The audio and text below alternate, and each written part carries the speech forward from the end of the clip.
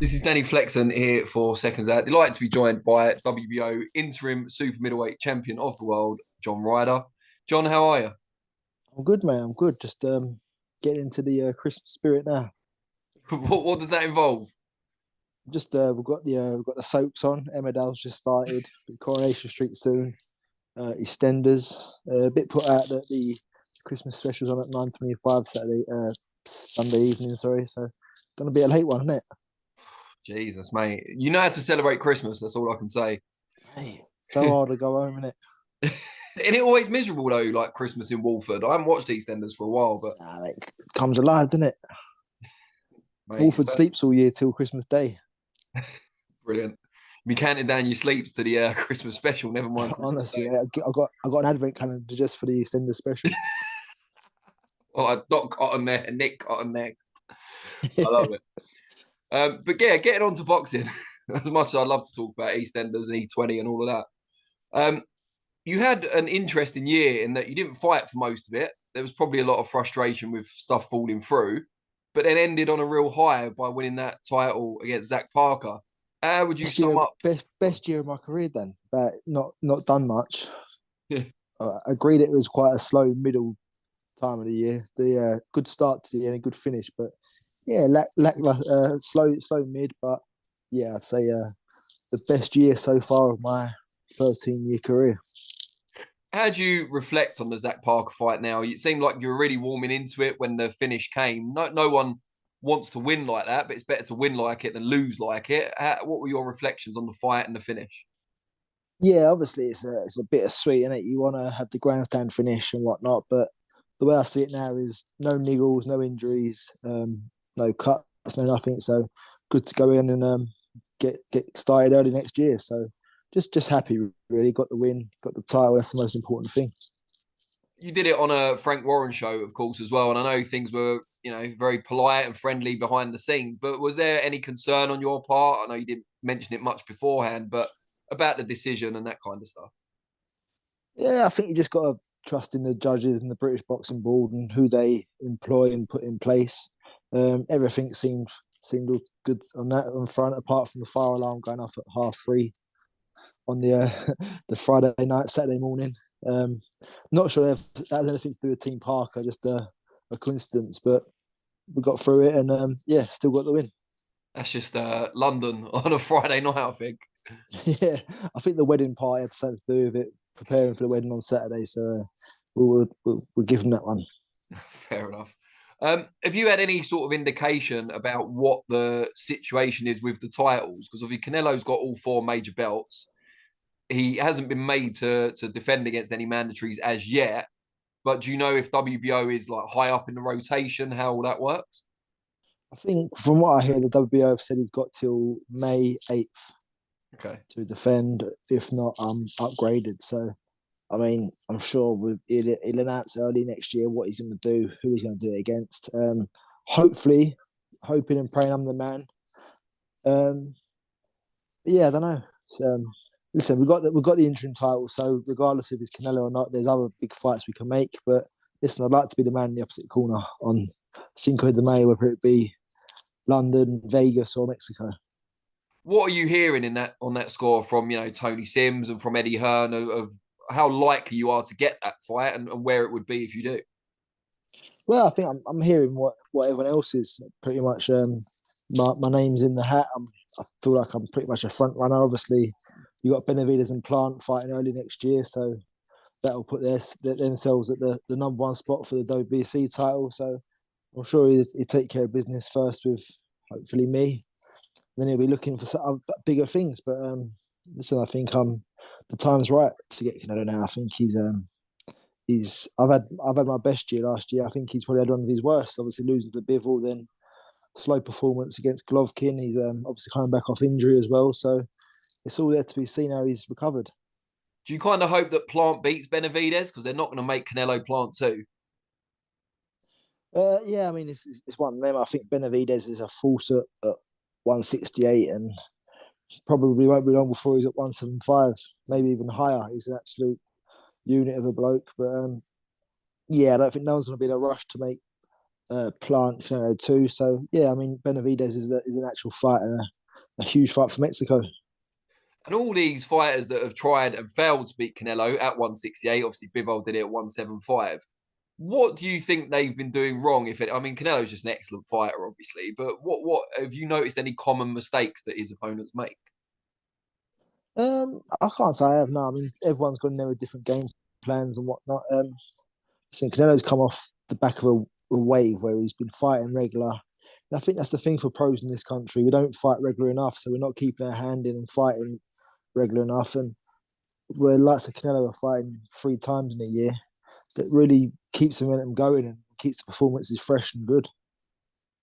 What do you feel you'll need to do to get the victory without giving away the game plan? You might not even have the game plan yet, but what attributes will you need to impose on Canelo to come out on top? Well, that's what I was hoping we could discuss then, the game Yeah. plan. Obviously, you're a stickler for a good game plan and always give good advice. So I was just wondering what you'd do. Well, me, obviously, I'd have a huge size advantage over Canelo Yeah. for a start. So I'd be like roughing him up in the clinches. Or just like a jab, lean back, jab kind of thing. Yeah, and then when he comes in, claiming him, moving him around a bit like Tyson Fury does. Do you know what I mean? I see myself as kind of a slightly lighter Tyson Fury. Yeah, you got that Bivol footwork as well, wouldn't you? So I suppose you could do it. I could always rely on my footwork as well if I needed to. Got the Yeah. head speed as well. I mean, if only good looks won a fight, I mean, God, I'd have every base covered. Exactly. Exactly. But seriously, what do you think will be your key advantages going into a fight with Canelo? Well, I think Bivol really showed it fighting on the outside, to close the gap, get in and get out and cover yourself.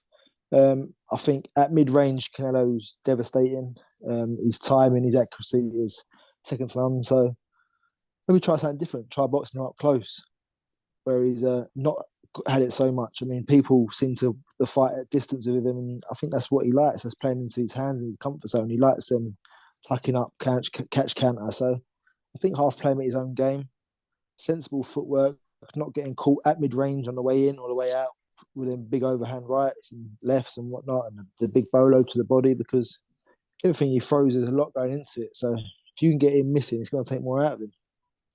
Do you feel he can be a lazy fighter? He often fights in spurts, and sometimes when he's pressured, he kind of eases off a bit. No, I think he does. He's guilty of doing what he has to do, and a lot of these good fighters are. They know when they're winning rounds. They know when they need to up it a bit. And I mean, you see Arthur Abraham for years box for the first 30 seconds and for the last 30 seconds, and win rounds massively. So I mean, there's ways and means of doing it. You know what the judges want. So I don't think he's lazy. I think he's old in the tooth and he knows what to do to get through now. And you've obviously had a kind of roller coaster career on a great run of form now. What's been the keys? I've probably asked you this before, but to the kind of resurgence, if you like. I think just keeping up with the times. Yeah, obviously the S&C's got a lot to do with boxing now, and obviously the nutrition side. So just buying into the new stuff. I mean, Tony's a great coach, and that he welcomes all these new additions to our training, and even just taking the foot off the gas a bit at times. Just knowing when to rest, and knowing that that's more important than the training at times. When obviously you can't be pedal to the metal throughout camp all the time. So just know when to listen to the body and be sensible, and take a few days rest and recoup and go again. I'll call out S&C guru Dan Lawrence, because you clearly weren't going to. You're Yeah, off his Christmas card list. he likes a bit of money every time I mention his name, so I'm just leaving it to you, so I ain't got to pay the fee. Give him a voucher. It's Christmas. um, if you get the Canelo fight and you're successful, undisputed champion, having beaten Canelo in wherever it might be, London, Vegas, that seems like a career peak. I don't want to kind of talk you into retirement or anything, but would you be able to ever match that? Well, I suppose you would do in the rematch, wouldn't you? Yeah, well, there would be a rematch clause, I'm sure. Yeah, so yeah, I mean, listen, not to get ahead of yourselves, he's a great fighter, but listen, like I said, he's not been on the best of form lately. Not that I think I'd be fighting a weak man, because he's far from that, but who knows if the best days are behind him? So it's all to be seen, and I'm more than happy to be the man to see if he is. Good stuff. Now, apart from the EastEnders addiction that you mentioned Yeah, earlier. What does Christmas look like for you in Ryder household? mate, pretty.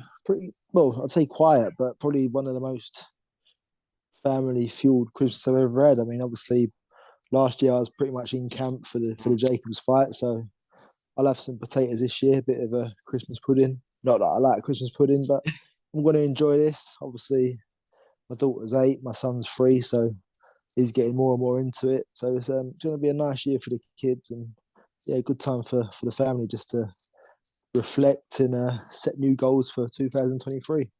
How aware are they now, particularly the 8-year-old, of not just that you're a boxer, but what level you're fighting at, what you're achieving?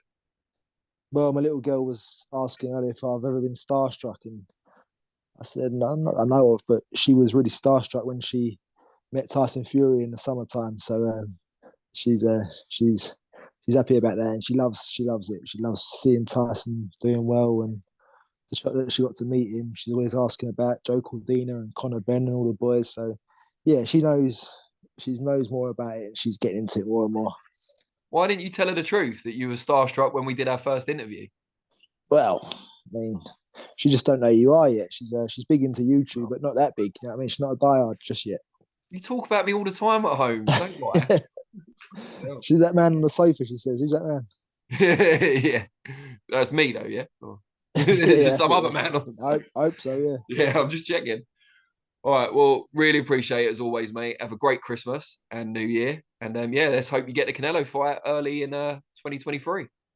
Fingers crossed, mate. It's yeah, it'd be nice to get a trip abroad and go and get that good fight. Great stuff. Cheers, mate. You take care. Cheers, Dan. Take care, mate. See you soon. Bye bye.